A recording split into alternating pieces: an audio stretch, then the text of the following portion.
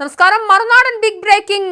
ദിലീപ് കുറ്റക്കാരനല്ല എന്ന് കോടതി. നടിയെ ആക്രമിച്ച കേസിൽ രാജ്യം ഉറ്റുനോക്കി നിൽക്കവെയാണ് വിധിയിൽ 8ാം പ്രതിയായ ദിലീപ് കുറ്റക്കാരനല്ല എന്ന് കോടതി കണ്ടെത്തിയിരിക്കുന്നത്. എറണാകുളം പ്രിൻസിപ്പൽ സെഷൻസ് കോടതിയാണ് വിധി പറഞ്ഞത്. കേരളവും രാജ്യവും ഉറ്റുനോക്കുന്ന കേസിലെ ശിക്ഷാവിധിയിലൂടെ ദിലീപ് അങ്ങനെ കുറ്റവിമുക്തനായിരിക്കുന്നു. 8.5 വർഷം നീണ്ടുനിന്ന വിചാരണയ്ക്ക് ശേഷമാണ് നടി ആക്രമിക്കപ്പെട്ട കേസിൽ വിധി വന്നത്. ദിലീപും പൾസർ സുനി എന്നിവരുൾപ്പെടെ 10 പ്രതികൾ കോടതിയിൽ ഹാജരായിരുന്നു.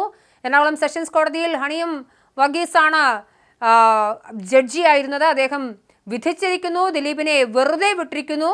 എന്നാൽ 2017 നടന്ന ആക്രമണത്തിന് ശേഷം 8 വർഷത്തോളം നീണ്ടുനിന്ന കൃത്യമായ വിചാരണയ്ക്കൊടുവിൽ തെളിവുകൾ ഉൾപ്പെടെ ഹാജരാക്കി നിരവധി ആളുകൾ സാക്ഷിയാവുകയും പിന്നീട് കൂറുമാറുകയും ചെയ്ത കേസിലാണ് ജഡ്ജി ഹണിയം വർഗീസ് ദിലീപിനെ കുറ്റവിമുക്തനാക്കിയിരിക്കുന്നത്. കേസിൽ 8ാം പ്രതിയായിരുന്നു ദിലീപ്. തന്റെ അഭിഭാഷകനായ അഡ്വക്കേറ്റ് രാമൻ പിള്ളയുടെ ഒപ്പമാണ് ദിലീപ് ഇന്ന് രാവിലെ കോടതിയിലെത്തിയത്. എന്തായാലും കോടതി മുറിയിൽ ദിലീപ് വലിയ സന്തോഷത്തിലാണ്. അദ്ദേഹത്തിന്റെ ഫാൻസും വലിയ ആഹ്ലാദത്തിലാണ്.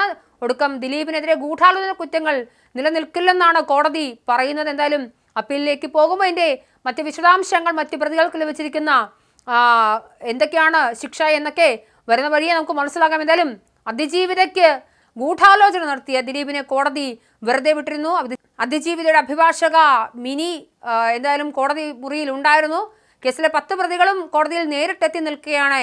ഗൂഢാലോചന കുറ്റം ദിലീപിന് മേൽ നിലനിൽക്കില്ലെന്ന് കോടതി പറയുകയും വെറുതെ വിടുകയും ചെയ്യുന്ന സാഹചര്യം ഉണ്ടായത്.